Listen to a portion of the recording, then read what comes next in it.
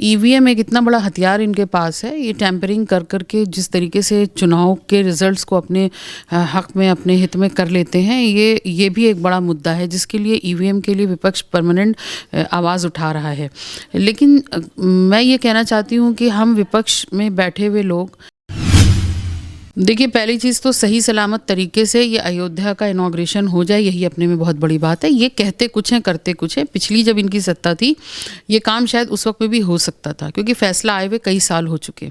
इस देश में जो लोग भी राम पे श्रद्धा रखते हैं, उन सारे लोगों को उस प्रोग्राम में, उस इनॉग्रेशन में जाने का हक है। बीजेपी को कोई राइट नहीं बनता कि वो किसको इन्वाइट करती है, किसको नहीं इन्वाइट करती है। इनको सत्ता में रहने के लिए देश की जनता की आस्था से खेलना पड़ेगा, तब ये सत्ता में आएंगे, वरना इनके पास कोई ऐसा काम नहीं है जिसकी वजह से इनको जनता चुन करके लाए। तो इनको पता है काम तो हम कुछ कर नहीं सकते हैं, तो बेहतर ये है कि देश की जनता की आस्था का सहारा लेकर के और उसी पे हथौड़ा मारो और उस दुखती नब्ज पे हाथ रखेंगे तो हमको वोट मिलेगा और हम सत्ता में आएंगे। नमस्कार, मैं हूं कुलदीप। आप देख रहे हैं हेडलाइंस उत्तर प्रदेश। इस वक्त लखनऊ में है समाजवादी पार्टी की राष्ट्रीय प्रवक्ता सुमेर राणा जी हैं। इनसे बातचीत करेंगे 2024 को लेकर क्या तैयारी है उधर, क्योंकि अयोध्या का चर्चा पूरे देश में है, तो इनसे बातचीत करेंगे क्या कुछ तैयारियां इनकी है। बीजेपी की भी दावे कर रही है, क्योंकि उनका स्लोगन इस बार है कि अब की बार 400 पार। जी, स्वागत है सुमेर जी आपका। Thank you so much. Samajwadi party कैसी तैयारी देख रही है 24 को लेकर?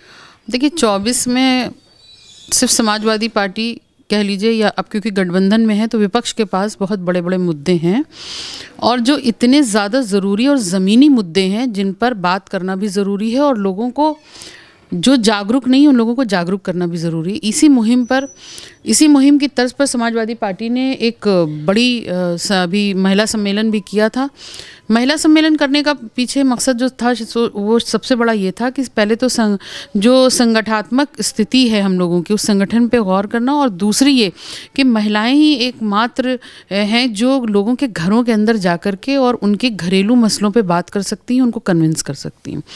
रही 2024 की तैयारियों का सवाल, तो 2024 में वो मुद्दे जिन जो सबसे ज़्यादा हावी रहे, और मुझे लगता है कि जिन मुद्दों की वजह से बहुत बड़ा देश में एक उबाल सा आ रहा था, खासकर अगर आप मणिपुर की बात करें, वो बहुत बड़ा मुद्दा है। और महिला सुरक्षा, मुझे लगता है कि सबसे मेन महिलाओं के लिए जिस तरीके की भारतीय जनता पार्टी ने पिछले दिनों बातें की, जब से सत्ता में आई तब से उसने बेटी बचाओ बेटी पढ़ाओ का नारा दिया, कभी मुस्लिम महिलाओं को हक दिलाने की बात की। इस तरीके के तमाम नारों के साथ जब बीजेपी आई और उसके बाद उसने महिलाओं के ऊपर ही अत्याचार होने पर, कभी बलात्कारियों के लिए विजय यात्रा निकलती है, कभी मणिपुर पे प्रधानमंत्री जी चुप्पी साध लेते हैं। इन सारे मुद्दों को लेते हुए, प्लस महंगाई, बेरोज़गारी, भ्रष्टाचार, और पिछले दिनों जिस तरीके से उत्तर प्रदेश में आप देखें 112 की महिलाएं बेचारी इतनी ठंड में बाहर में बैठी रहीं, ये सारे मुद्दे इकट्ठा होकर के हम एक मजबूत स्थिति में हैं और हम इनसे लड़ाई लड़ने को तैयार हैं। चाहे वो बूथ स्तर पे हो और चाहे वो किसी भी स्तर पे हो, हम अपनी तैयारियों को मजबूती से करें। मणिपुर का जिक्र आपने किया, समाजवादी पार्टी हो चाहे तमाम विपक्षी दलों, खूब चर्चा इसकी हुई, लोकसभा से लेकर हर जगह इसकी चर्चा हुई, लेकिन उसके बावजूद जो रिजल्ट 4 राज्यों में हुए हैं, उनको देखकर लगता है कहीं कुछ असर पड़ा इन चीज़ों का? देखिए, ईवीएम एक इतना बड़ा हथियार इनके पास है। ये टैंपरिंग कर करके जिस तरीके से चुनाव के रिजल्ट्स को अपने हक में, अपने हित में कर लेते हैं, ये भी एक बड़ा मुद्दा है जिसके लिए ईवीएम के लिए विपक्ष परमानेंट आवाज़ उठा रहा है। लेकिन मैं ये कहना चाहती हूँ कि हम विपक्ष में बैठे हुए लोग जिन मुद्दों पे बात करते हैं उस पर जनता को भी समझदारी से बात करनी होगी, क्योंकि देखिए, हिंदुस्तान एक बहुत कोमल देश है। मैं इसको एक कोमल देश का नाम दूंगी, क्योंकि यहाँ पे जितने धर्म हैं उन सब की धार्मिक भावनाएं बहुत ज़्यादा कोमल हैं और यकीनी तौर पर बहुत सेंसिटिव भी होती हैं। इन्होंने उस दुखती नब्ज पे हाथ रखा हुआ है और धर्म के नाम पे लोगों की आंखों में पट्टी बांध करके जिस तरीके से लोगों के साथ छलावा कर रहे हैं, उनके साथ छल किया है इन्होंने पिछले अपनी जितने दिन सत्ता में रही, और आगे भी वो पूरी करने की तैयारी है। उसका सबसे बड़ा उदाहरण मैं आपको देना चाहती हूँ। लेटेस्ट इन्होंने महिला रिजर्वेशन बिल की बात की। उस रिजर्वेशन बिल का अभी दूर दूर तक कोई नहीं, जब तक आप जनगणना नहीं कराएंगे कैसे आप रिजर्वेशन बिल पे बात करेंगे। और उसी रिजर्वेशन बिल की जिस दिन घोषणा होती है, सदन के पहले दिन में पार्लियामेंट के इनॉग्रेशन होता है, एक बड़ा ऐतिहासिक दिन बना रहे थे, और उसी में एक महिला आदिवासी राष्ट्रपति को इन्होंने नहीं बुलाया। तो कहीं ना कहीं चीज़ें जो ये कह रहे हैं और इनकी कथनी करनी में हमेशा फ़र्क रहा है। तो जो आप जिन रिजल्ट्स की बात कर रहे हैं वो भी कहीं ना कहीं ईवीएम की मार की झेली हुई हैं। लेकिन ठीक है, ऐसा नहीं है मुग़लों ने बहुत साल राज किया, बहुत साल अंग्रेज़ों ने राज किया, इसका मतलब ये नहीं है। हिटलर की भी राजशाही बहुत दिन चली, तो इसका मतलब ये नहीं कि सत्ता परिवर्तन नहीं होगा या लोगों को समझ नहीं आएगा, समझ ज़रूर आएगा। तो आप इनकी भी तुलना मुग़लों से कर रहे हैं, अंग्रेज़ों से कर रहे हैं?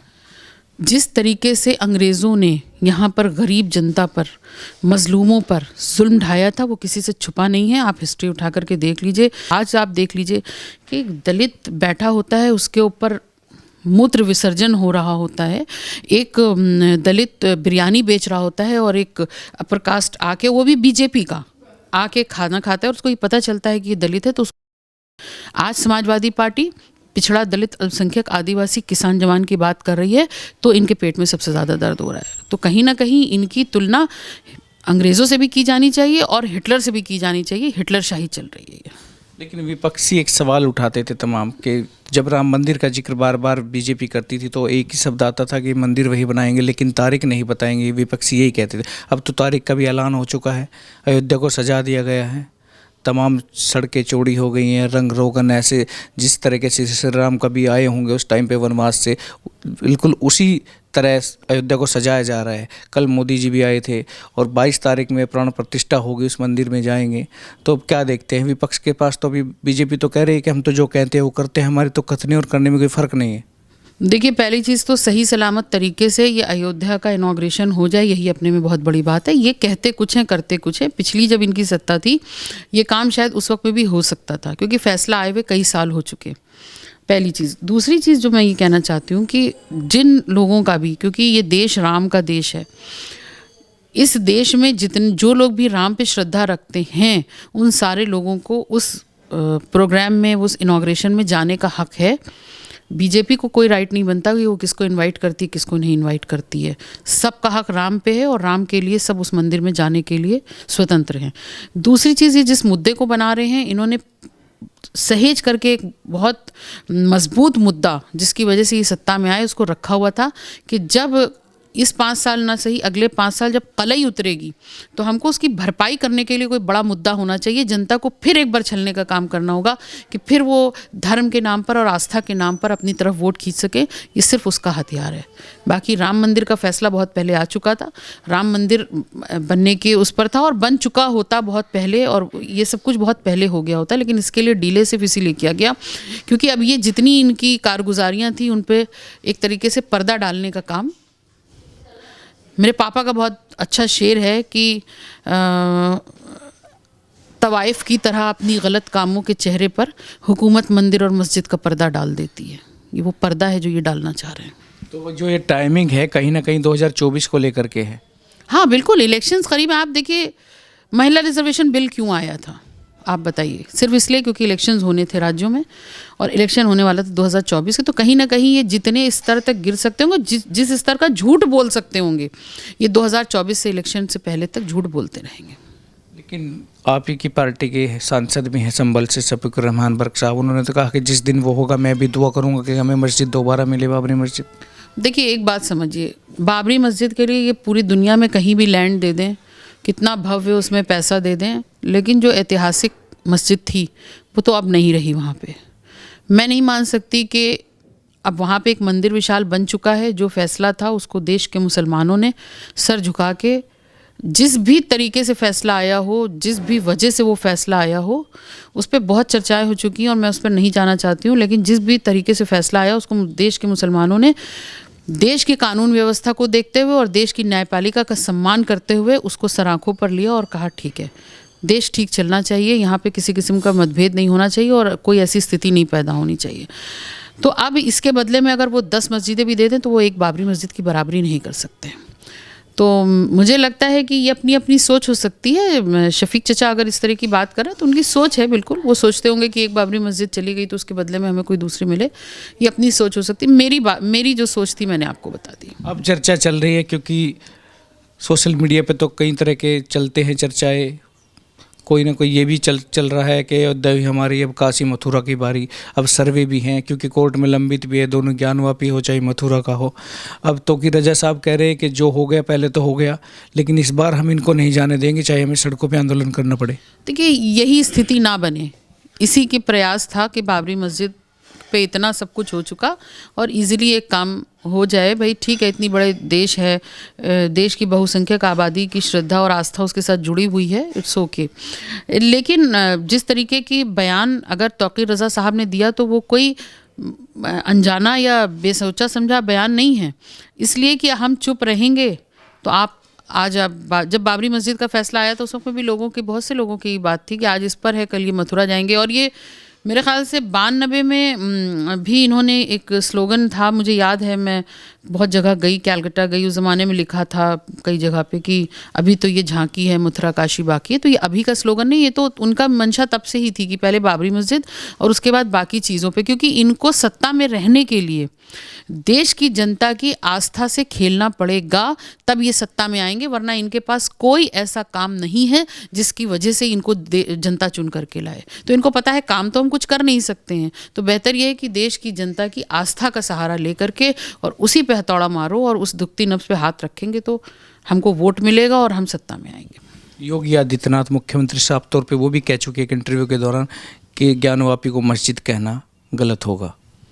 अब बाबा हैं, जाहिर सी बात है, वो तो इसी तरीके की बात कहेंगे, वो कोई कंस्ट्रक्टिव बात तो कर नहीं सकते हैं। जब वो अनाज बंटने वाली बात पे चचा जान, अब्बा जान और बाबा जान कर सकते हैं। मैंने अपनी ज़िंदगी में इतना अनपार्लियामेंट्री लैंग्वेज यूज़ करता हुआ मुख्यमंत्री नहीं देखा है। जिस तरह की शब्दावली है, जिस तरीके की वो शब्द इस्तेमाल करते हैं, मुझे नहीं लगता है कि किसी इतने बड़े संवैधानिक पद पे बैठे हुए व्यक्ति को बोलना चाहिए। आखिरी सवाल, आपको लगता है कि जो गठबंधन है ये मुकम्मल हो पाएगा, मजबूती से विपक्ष इसका जो सत्ता है इसका सामना कर पाएगा? क्योंकि अभी से टूट हो चुकी है, चर्चाएं मध्य प्रदेश चुनाव में भी कई जगह हुई। हाँ देखिए, होता क्या है, जहाँ पे बर्तन होते हैं खटपट होती है, एक पुरानी मिसाल दी गई, वो कोई बहुत सीरियस मैटर नहीं है। जब सगे भाई बहनों में हो जाती है तो ये तो दल हैं। यकीनी तौर पर मैं एक बात शुरू से कह रही हूँ कि दलों के साथ साथ दिलों का मिलना ज़रूरी होता है और तभी चीज़ें ज़्यादा अच्छे से होती हैं। लेकिन हमारे शीर्ष नेतृत्व ने और चाहे दूसरे दल के शीर्ष नेतृत्व ने समझदारी से काम लिया और ये कोशिश की जा रही है कि इस दल को, और बल्कि कोशिश कामयाब भी है, ये दल जो ये गठबंधन बना है ये बरकरार है और हम पूरी उम्मीद करते हैं कि इसी गठबंधन के साथ हम 2024 का चुनाव लड़ेंगे। कांग्रेस के साथ दिल मिल गए हैं। अब दिल मिल ही गए हैं, जब दल मिल गए हैं तो दिल भी मिल जाएंगे और हैं, क्योंकि समझदार लोग हैं दोनों तरफ। और जो थोड़ा बहुत होता है, नीचे के लोग होते हैं वो इधर उधर की बातें करके, और हो सकता है कि चीज़ों को जानबूझ करके गलत रास्ते पर ले जाने की कोशिश की जा रही हो, लेकिन जो शीर्ष नेतृत्व हैं उन्होंने इस चीज़ को संभाला और मुझे लगता है कि गठबंधन 2024 का चुनाव बहुत सक्सेसफुली लड़ेगा भी और जीतेगा भी। धन्यवाद। तो ये सुमैया ईरानी जी का साफ तौर पर कहना है कि बीजेपी केवल हिंदू मुस्लिम की राजनीति करती है, मंदिर मस्जिद की राजनीति करती है, मुद्दों की बात नहीं करती। और विपक्ष के तौर पे इंडिया जो गठबंधन बना है वो बड़ी मजबूती से अपनी लड़ाई भी लड़ेगा और ये चुनाव जीतने का काम भी करेगा। तो आप भी जुड़े रहे हेडलाइंस उत्तर प्रदेश के साथ अपने सहयोगी अंकित के साथ। मैं कुलदीप सिंह, लखनऊ से।